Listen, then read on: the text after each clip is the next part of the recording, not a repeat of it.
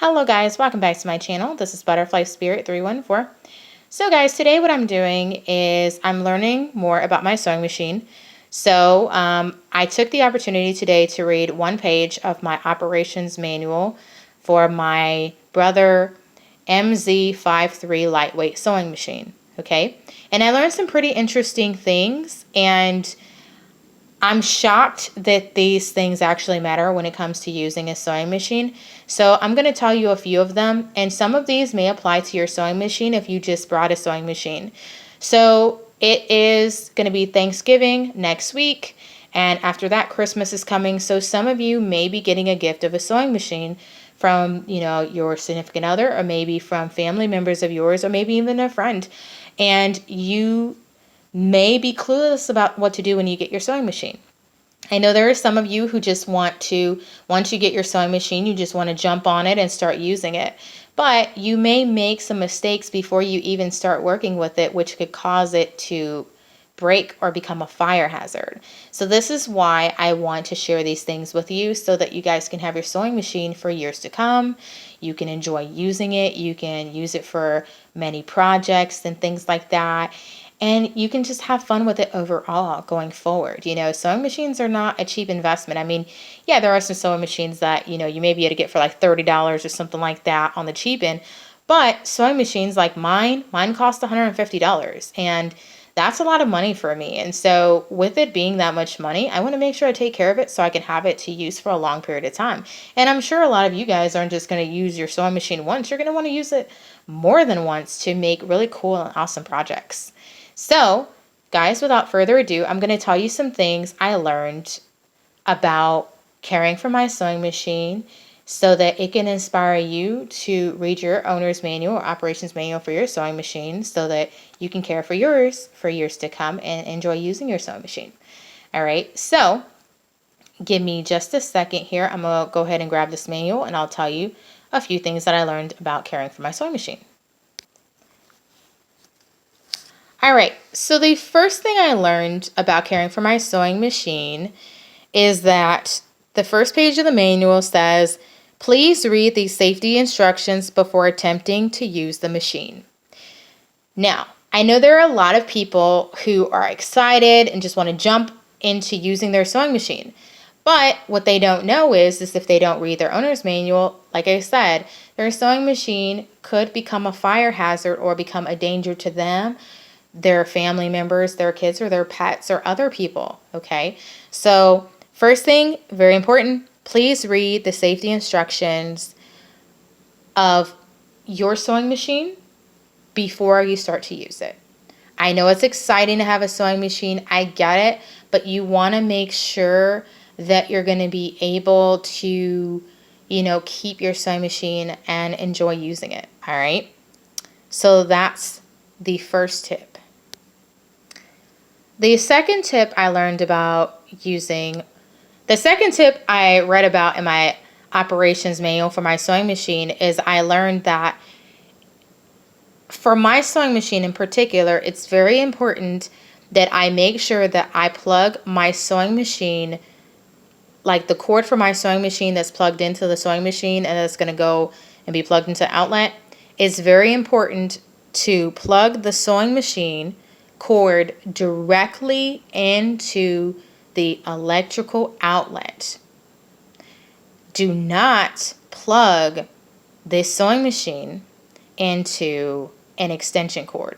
This same could apply to your sewing machine. Your sewing machine may be a machine where you have to do the same as me, where you have to plug it directly into the wall and you can't plug it into an extension cord. You guys might be like, why wouldn't I plug it into an extension cord? Because extension cords, as we know, they get super hot, right?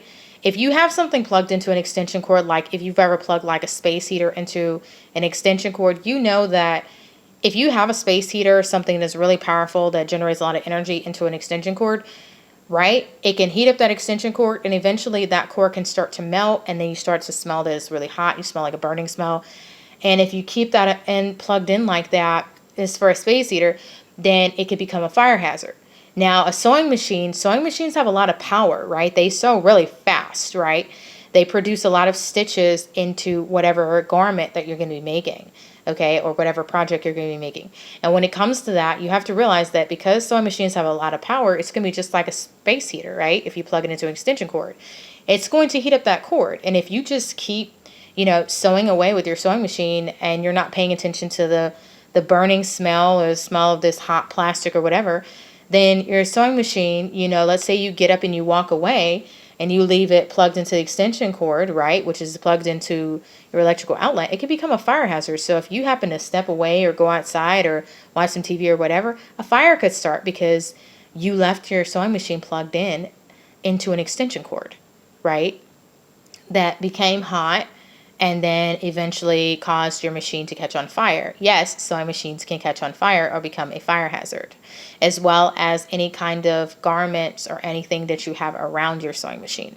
Okay, so that's something that I learned, which I did not know. So it's very important, if you have the same type of sewing machine, or maybe you have the same kind of brand of brother like I do for a sewing machine, very important to plug your sewing machine directly into the electrical outlet and do not plug it into an extension cord.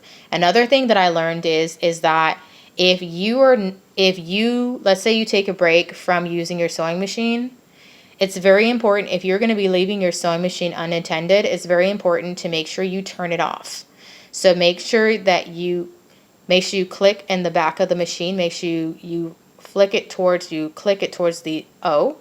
And then after you do that, then you go to where the electrical cord is for the sewing machine, right, that's plugged into the wall, and then you're going to pull on it so you can get it unplugged. You're not going to yank the cord out of the wall because that can make it a fire hazard. You don't want any sparks shooting out of the electrical outlet.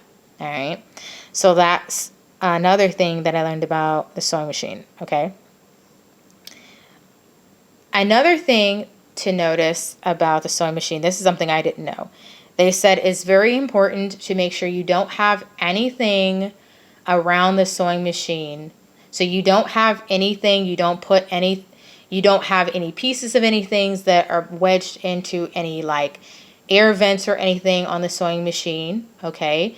You want to make sure those are clear. You want to make sure also that when it comes to the presser foot that's attached to your sewing machine, you want to make sure that there is no dust, there's no lint, there's no shoes or socks or anything that's around the presser foot or anything like that, because you don't want to have something pressed down on it.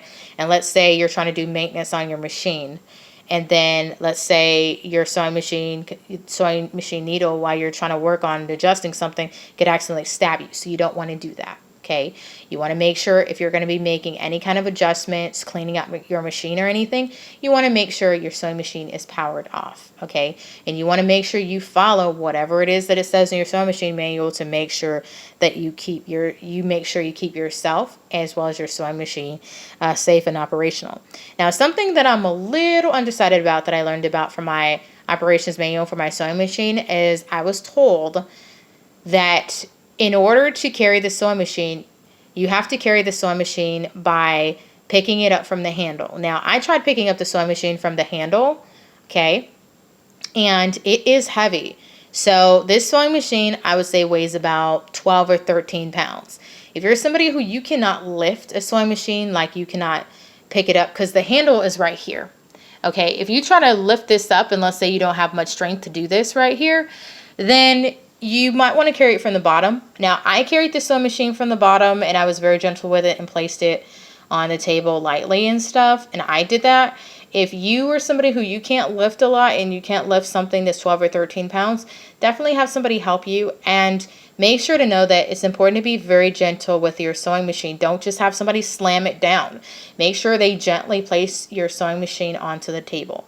Another thing I learned about my sewing machine, it has to be on a stable surface. It has to be on a stable table. So it can't be on a rickety table or anything, because if it does get onto a rickety table, what could happen is it can end up falling off the table, and it could end up possibly injuring you, maybe hitting your foot or my foot, or it could end up injuring a pet, or if you have any kids that are playing around the sewing machine or something, they could get injured if the sewing machine falls. Okay, so these are some tips that I learned about caring for my sewing machine and things, and I think these are like super duper duper duper duper important to be aware of. You know, very, very, very important, okay? So, just thought I would share some of these tips. Now, I'm going to share some more tips for caring for my sewing machine, but it's been about 10 minutes, so I just want to keep that a little short. But these are some of the basic things to know when it comes to your sewing machine. And again, if you're going to be making some adjustments to your sewing machine, like if you're trying to, you know, change the needle or take the bobbin out or whatever, you know, clean out your sewing machine, right? Make sure your sewing machine is powered off. You want to make sure it's unplugged too. You don't want to have your sewing machine on and you're trying to make adjustments because you can accidentally injure yourself and get stabbed by the sewing machine needle, okay? Very important to watch for that. And another bonus tip is you want to make sure that your sewing machine needle, you want to make sure it is not bent and is not damaged. Another thing I learned is that you want to make sure when you're using this sewing machine, if it has any kind of unusual smell, you smell some smoke coming from it, stop using it. You need to take it in and get it maintenance. Since this is a mechanical machine, that most likely won't happen, but it is important to look out for and be aware of. All right. So I want to thank you guys for watching this video. I hope this has been super helpful. I know the quality of this recording is not perfect, but I just wanted to share some of the things I'm learning about caring for my sewing machine. And I want to encourage you guys to read your operations manual for your sewing machine before you start using it. I know it's exciting to want to jump on the machine and use it. I'm excited about having my sewing machine and wanting to use it, but I'm glad that I started by using the owner's manual, by listening to YouTubers who sew, and also from my beginner sewing book that I have. So I'm really grateful that I'm taking it slow before I jump into sewing and things. But I want to thank you guys for watching this video. I really appreciate you. I hope this helps you guys, and happy sewing.